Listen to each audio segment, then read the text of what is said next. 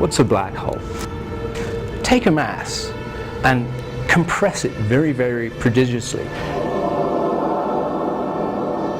As you do so, the gravity of its surface becomes exceedingly strong, and there comes a point where it's so strong that not even light can escape.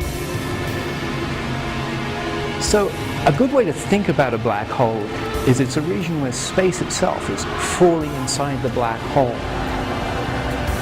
There's a place, the event horizon, where space falls faster than light.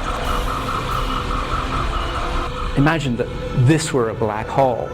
Inside the black hole, inside the event horizon, you can imagine light trying to get out, pointed outwards, trying to get out. But space itself is falling faster than light and drags light itself inside the black hole.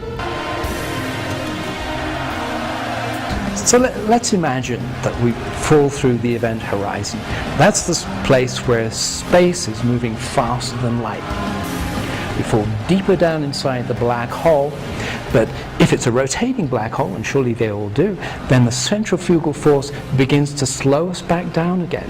And deep inside the black hole, there's a place called the inner horizon, where the flow of space slows back down to the speed of light.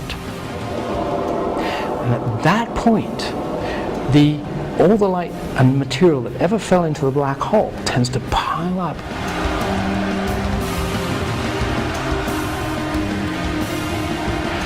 What actually happens as a result of that, stuff trying to come out, stuff falling in, undergoes a tremendous collision and generates this maelstrom of energy.